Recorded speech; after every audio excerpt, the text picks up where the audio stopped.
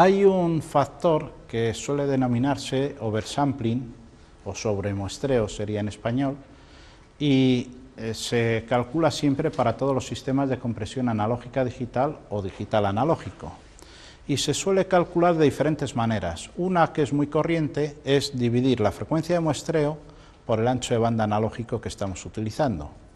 Y en este ejemplo sale 2,45 para la señal de luminancia, y para las de diferencia de color resulta que sale lo mismo, porque la frecuencia de muestreo es la mitad, el ancho de banda es la mitad, por lo tanto la relación vuelve a ser la misma. Este número es el que nos dice si estamos trabajando con un cierto margen de seguridad o no respecto a las frecuencias de muestreo. El límite inferior es 2, es decir, 2 muestras sería el límite teórico. Si tomamos más de 2 muestras por segundo, por ciclo, pues nos encontramos con que la cosa va bien. Y cuantas más tomemos, más desahogados vamos y demás, pero tampoco hay que pasarse, porque entonces salen demasiados números. Suele ser muy razonable el valor alrededor de 2,5. El 2,5 alrededor de ese valor es muy típico para todos los sistemas de conversión analógico-digital, tanto en televisión como en audio, osciloscopios, analizadores de espectros. Cualquier equipo de medida en el que esté implicada una conversión analógica digital siempre se suele trabajar con un factor próximo al 2,5. Y aquí, como vemos, pues también estamos en esos rangos. En el caso de 16 novenos con 18 MHz, pues los números correspondientes son estos y el oversampling es el mismo también. Y en alta definición el oversampling es el mismo y en todas las técnicas, ya digo, viene a ser igual. Mirándolo desde otro punto de vista, está la relación entre el muestreo y el ancho de banda. Si comparamos la frecuencia de Nyquist, que es la mitad de la de muestreo, y el ancho de banda, veremos que el ancho de banda nominal analógica suele estar aproximadamente al 80% de la frecuencia de Nyquist.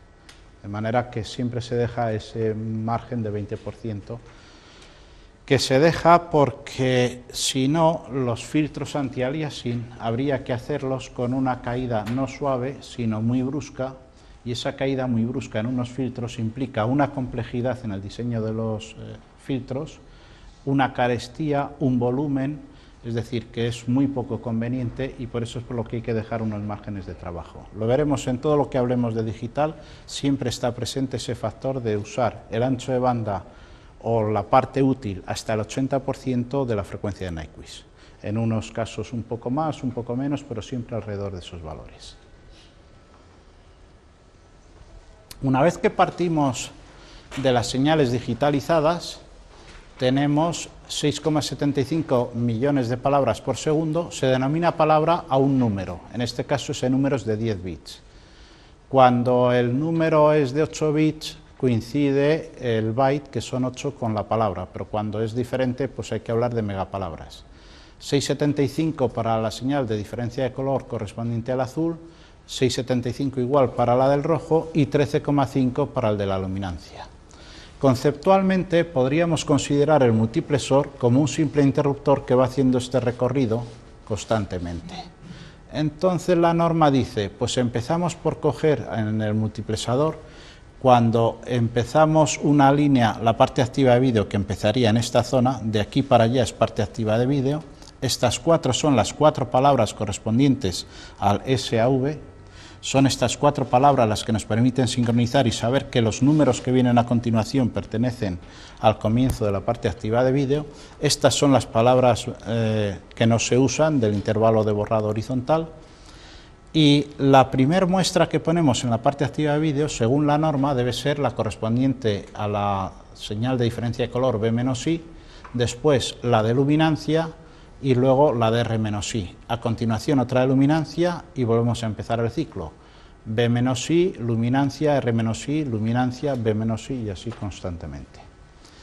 Esto hace que si estas son las velocidades que hay, si sumamos esto salen 27 millones de palabras por segundo. En el caso de muestrear a 18 MHz serían 36 millones de palabras por segundo. Pero aquí salen 27 millones de palabras por segundo en este bus. Y lo que dice la norma es que, si recordáis, esos 3 interruptores deben cerrarse a la vez para la primera muestra de luminancia, y es para que las 3 muestras coincidan en el mismo punto de la pantalla y por eso se dice que las tres primeras muestras, aunque se transmiten secuencialmente una detrás de otra, pero los tres números corresponden al mismo punto de la pantalla, es decir, están cosituadas en la misma posición, que en inglés es cosited. De manera que las tres primeras corresponden a la primera muestra, la siguiente muestra solamente lleva luminancia, luego otra vez lleva las tres componentes. Es como si dijéramos, a lo largo de la línea de exploración tenemos un punto de color, otro de blanco y negro, otro de color, otro de blanco y negro, y así sucesivamente. Es la secuencia que vamos viendo en la pantalla.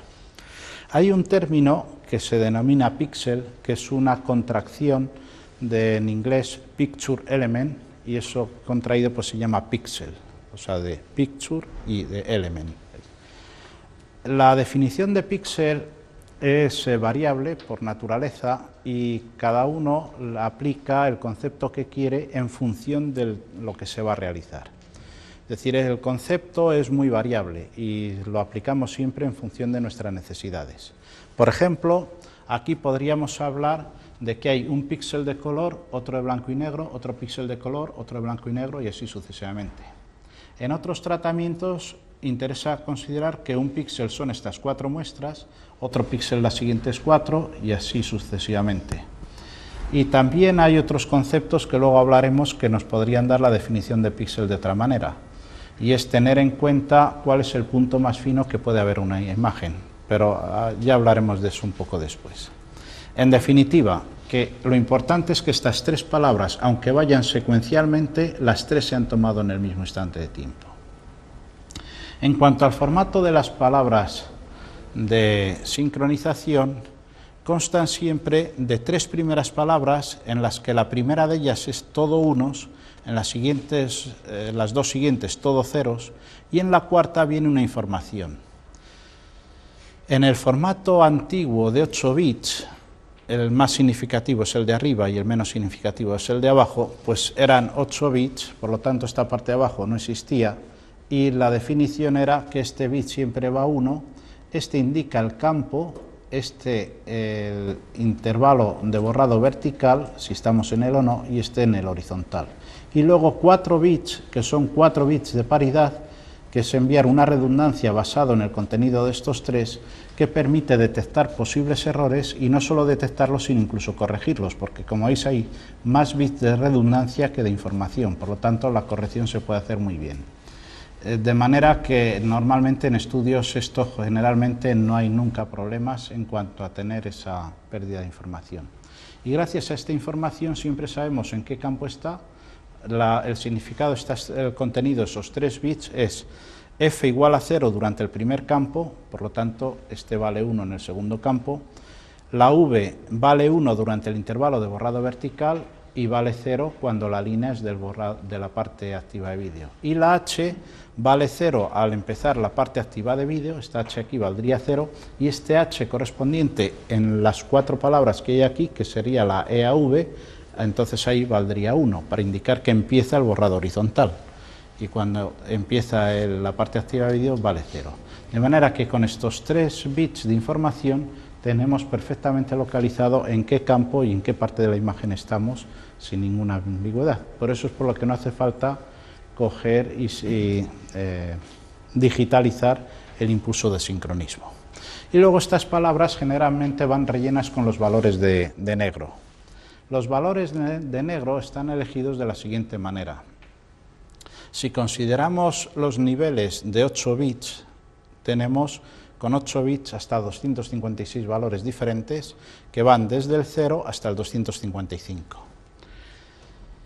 Y de esos códigos, la luminancia se elige para el valor negro, es el nivel 16. Es decir, 0 milivoltios de luminancia analógica es el valor 16, es decir, los 4 primeros bits. De hecho, aquí tenemos una muestra de luminancia y vemos que a partir de aquí tenemos el cuarto bit activado y esto en números binarios significa nivel 16. Y luego ya el 17 se pondría este a 1, luego y así sucesivamente hasta llegar hasta arriba. Por lo tanto, más bajo que este no hay nunca, por lo tanto estos siempre van a valer 0, aunque la señal sea negra, y cuando llegamos a luminancia, el nivel 235 representan los 700 milivoltios, es decir, no se llega al 255, se dejan unos cuantos niveles de margen para pequeños sobremargen de seguridad en los convertidores analógico-digitales, pero los convertidores estos los que van a hacer es no darnos nunca un valor binario más alto que el 235. Por lo tanto, esta palabra de luminancia nunca valdrá todo unos. Y eso es lo que sirve para que cuando vemos todo unos o todo ceros, como eso no es posible en las señales, o sea, aquí dentro nunca puede haber una palabra que valga todo ceros o todo unos, por lo tanto, estas se distinguen muy bien a efectos de separación de sincronismos. Y en las de diferencia de color ocurre lo mismo. Un negro de color tiene este bit activado a 1 y los demás a 0. Y es porque la señal de crominancia va desde el 16, que representa menos 350 milivoltios, al 240, que representa más 350 milivoltios. Y el nivel de monocromía, es decir, cuando la señal de diferencia de color vale 0, es el nivel de 128, 0 milivoltios. Y ese 128 queda representado por un 1 aquí y todo lo demás ceros. De manera que tenemos crominancia con 1 aquí, todo ceros, luminancia con el 16, luego el 127, 16, 127, 16 y así sucesivamente. Por lo tanto, el negro siempre tiene unos y ceros y nunca se va a confundir con la señal de sincronización. De los números, cuando convertimos 0 milivoltios, no lo convertimos en el valor binario 0, sino lo convertimos en el valor binario 1000, que dicho en decimal sería el nivel 16. Entonces, de 16 hasta 235 son los valores que puede tener la señal de luminancia, nunca más bajo que el 16.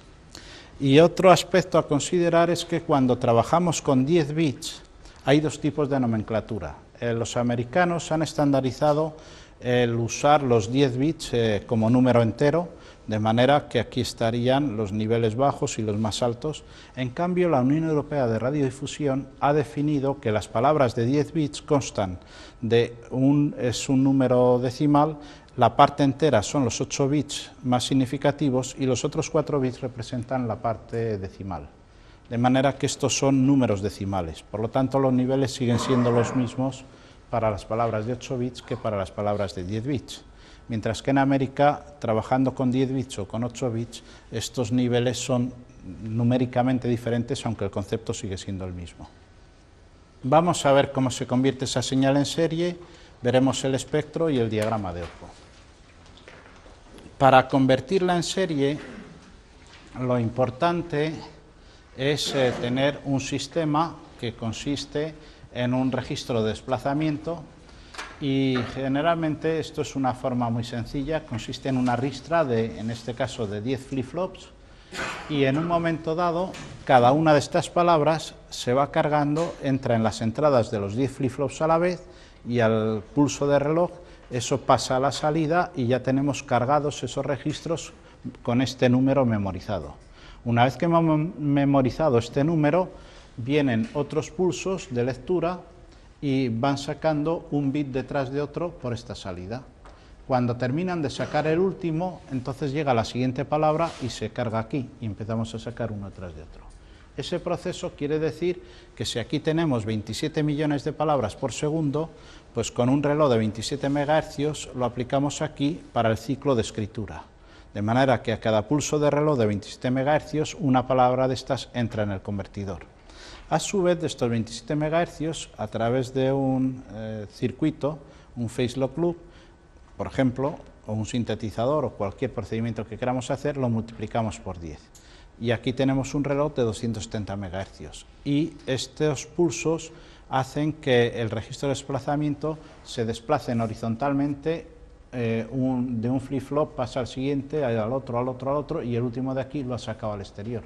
Y estos ocurren 10 pulsos por cada pulso de estos. Es decir, que entra una palabra, vienen 10 de estos, entra otra palabra, otros 10 de estos y así sucesivamente.